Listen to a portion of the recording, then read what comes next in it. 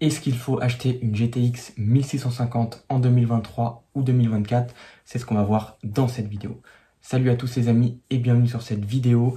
Aujourd'hui, comme tu l'as compris, on va parler de la GTX 1650. C'est une carte qui est toujours en vente sur le marché actuellement et est-ce qu'elle vaut encore le coup? Bon, là tu vois écrit 1650 Super, mais je te rassure, c'est pas la Super qu'on va tester, c'est bien la 1650. J'avais que cette boîte là. Donc voilà.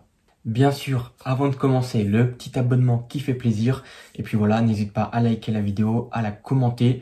Et surtout, très important, active-moi ta petite cloche des notifications. Parce que sinon, tu vas louper toutes mes futures vidéos et ça serait dommage. Et donc maintenant, ce que je te propose, eh bien, c'est qu'on passe au test et qu'on aille tester cette petite GTX. C'est parti. Donc les amis, comme vous le savez, j'aime bien commencer par un petit 3D mark. Et donc là, on voit que notre carte obtient un score de 3413 points. Donc c'est pas énorme et on va voir ce que ça donne en jeu. Comme indication, on nous dit que sur Battlefield 5, eh bien, en 1440p Ultra, on aurait 40 FPS. Bien sûr, ce n'est que des chiffres et après, il faut tester en jeu pour vraiment être sûr que la carte est capable de donner ses performances. Petit point important que je tiens à préciser, on est sur une GTX 1650 de PC portable, mais sachez qu'en termes de performance, c'est quasiment la même chose que la GTX 1150. Il y a vraiment très peu de différence. Donc voilà, ce test est valable aussi bien pour PC de bureau que PC portable. C'est parti, on teste en jeu. Donc les amis, c'est parti. On est sur tout simplement CSGO. Et donc là, ce que je vous propose, c'est de voir un petit peu les performances. Là, on est actuellement à 57 FPS. On est en paramètres élevés. Donc c'est pas exceptionnel, mais c'est correct. 80 FPS. Donc là, ça va. On va voir un petit peu ce que ça donne. Tac, tac, tac, on espère pas me voir tout de suite. Ah oui, il y en a un juste ici. Hop. Vous voyez comment je l'ai vu là avec son arme qui dépassait? Petit campeur là. Celui-là c'est fait. Hop là, il doit y en avoir un autre par ici à mon avis. Il n'y a rien. Tac, tac, tac. On va tranquillement. Alors je sais pas si c'est le fait que j'enregistre, mais il y a des petites saccades. Merde. C'était pas comme ça quand j'avais testé sans l'enregistrement. Bon là ça a l'air d'être un peu mieux, là, on est à 60 FPS. Mais voilà, c'est correct, c'est pas exceptionnel. Après on a une GTX 1150, il faut s'en douter. Mais 80 FPS, très honnêtement, ça reste correct. Et ça marche plutôt bien. Donc voilà, vraiment c'est correct. Rien à dire de particulier sur ce jeu. Ça passe plutôt bien. De moyenne, en coupant bien sûr l'enregistrement vidéo, on est aux alentours des 90 FPS, 85. Donc là, on perd quelques FPS dans les scènes très chargées, mais ça reste vraiment très minime. Et donc, ça fonctionne plutôt bien. Donc les amis, c'est parti pour le prochain jeu qui est, comme vous le voyez, Assassin's Creed Odyssey. Donc là, on est plutôt sur un jeu qui va être assez lourd graphiquement, à savoir que sur les paramètres graphiques, on a des options sur moyen et des options surélevées et quelques options sur faible, mais vraiment très très peu. La plus grosse majorité des options sont mises sur moyen et élevé. Et on va voir les performances que ça nous donne sur ce jeu-là. Autre point important que j'ai oublié de préciser, mais notre carte GTX 1650 est une carte en GDDR6 et non en GDDR5. Je sais qu'il n'y a pas énormément de différence sur cette carte-là, que ce soit en DDR5 ou DDR6, mais je tenais quand même à vous le préciser. Et on est sur 16 Go de RAM aussi, donc voilà, ce qui est la norme aujourd'hui pour jouer, pour utiliser son PC gamer dans de bonnes conditions. Donc là, comme vous pouvez le voir, c'est plutôt pas exceptionnel puisqu'on est à 23 FPS. Donc c'est vraiment très très faible, 26, 29. D'habitude, j'ai de meilleures performances, peut-être 5 ou 6 FPS de plus, mais très honnêtement, je pense que c'est parce que y a le logiciel qui tourne derrière de capture, ce qui fait que ça consomme un peu plus que d'habitude. Mais voilà, sinon, il ne faut pas espérer sur ce jeu-là avoir plus de 40 FPS dans ces options-là, aux alentours des 35-40 FPS d'habitude. Donc voilà, c'est pas exceptionnel, c'est jouable, mais voilà, 40 FPS, c'est vraiment la limite, quoi. Normalement, on valide un jeu à partir de 60 FPS. Donc là, malheureusement, ça va être compliqué pour ce jeu-là. C'est un jeu qui est sorti en 2019 ou 2020, si je dis pas de bêtises. Et donc, vous voyez que cette carte graphique a déjà du mal sur un jeu de cette catégorie-là. Donc voilà, maximum 42 FPS et au minimum 25. Donc enfin 20 de moyenne, pardon, 25 et au minimum 10. Ouais, c'est vraiment très très léger. Ça va être compliqué sur ce jeu malheureusement. Donc les amis, c'est parti pour le prochain jeu. Comme tu le vois, Need for Speed Heat avec des paramètres réglés sur moyen et élevé. Donc j'ai activé l'enregistrement de l'écran et comme tu vois, j'ai perdu encore des FPS puisque sur l'enregistrement j'étais à 37 et là je suis passé à 25.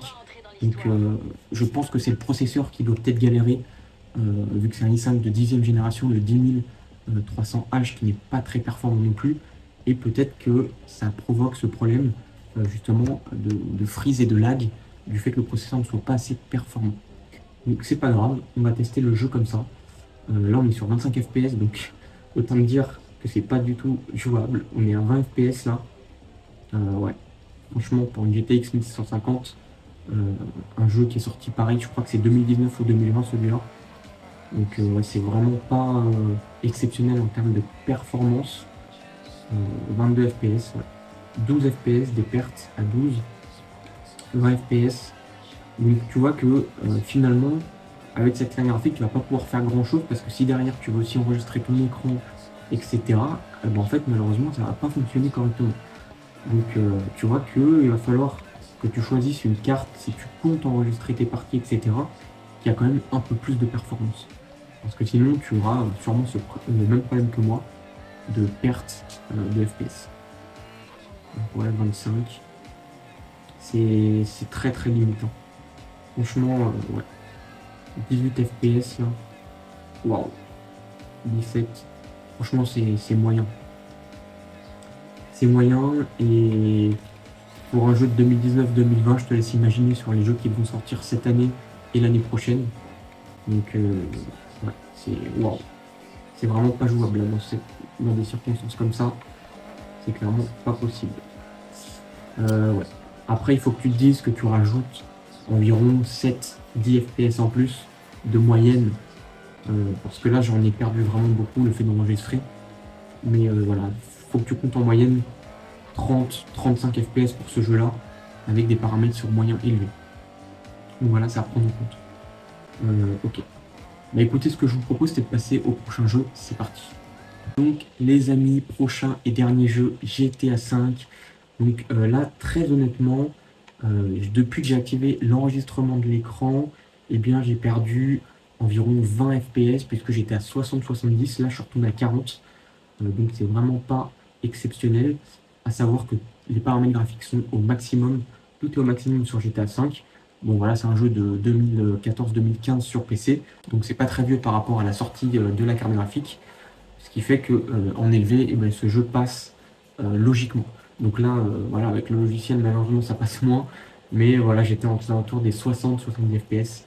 C'est vraiment très correct. Et ça fonctionne plutôt bien.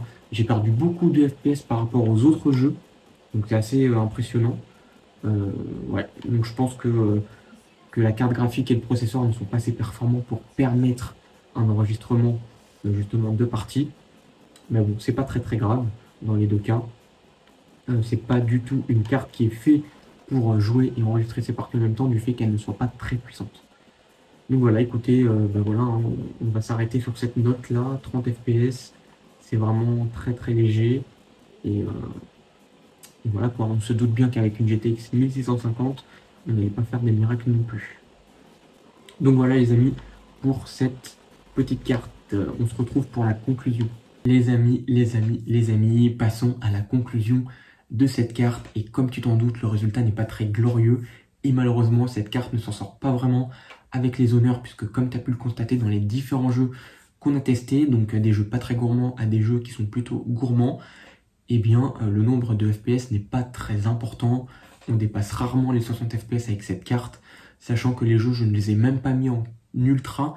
Donc imagine-toi si je mettais les paramètres graphiques au maximum avec cette carte, voilà, on serait loin des 15-20 FPS. Ce serait vraiment vraiment très très très limite. Et donc c'est pour ça que je me suis contenté de mettre du moyen à élevé, ce qui était déjà assez compliqué pour cette carte. Tu t'en doutes, si toi aujourd'hui tu veux t'acheter une carte parce que tu veux te faire un PC portable gamer pas très cher, enfin un PC gamer pas très cher pardon, et que tu trouves que la GTX 1650 peut être intéressante par son prix, eh bien tu fais une grave erreur puisque cette carte n'est pas du tout à recommander. La GTX 1650 est largement dépassée aujourd'hui et ne permet plus de jouer dans de bonnes conditions. À savoir que cette carte est encore vendue sur les sites marchands et elle est vendue assez cher je trouve, puisqu'il me semble, si je dis pas de bêtises, on est dans les 160 à 180 euros, alors que pour 200 euros, 220 euros, tu peux trouver une RX 6600 qui est largement plus performante que cette carte. Et si jamais tu n'as pas le budget et que tu es vraiment limité à 160 euros, 160 euros, 170 euros de budget, pars alors dans ces cas-là sur une RX 6500 XT qui sera plus performante que la GTX 1650, même si encore une fois, la RX 6500 XT n'est pas non plus une carte exceptionnelle. Vraiment, ce que je recommande en termes de rapport qualité-prix, c'est la RX 6600 qui est vraiment pas très chère et les performances sont vraiment au rendez-vous par rapport à une GTX 1150 ou une RX 6500 XT, mais elle est largement plus performante. Donc voilà, en tout cas, j'espère que cette vidéo vous aura plu. Comme tu l'as compris, je ne conseille pas d'acheter cette carte aujourd'hui puisque les performances ne sont pas du tout au rendez-vous. Et voilà, en tout cas, si tu es resté jusqu'à la fin, je tiens à t'en remercier. Et si tu n'es pas abonné, n'hésite pas à le faire, ça fait toujours plaisir. N'hésite pas à liker, à commenter cette vidéo. Et très important, active-moi ta petite cloche des notifications pour ne pas louper toutes mes futures vidéos. En tout cas, je te souhaite une bonne journée ou une bonne soirée. Et puis on se dit à la prochaine pour une toute nouvelle vidéo. Salut à tous!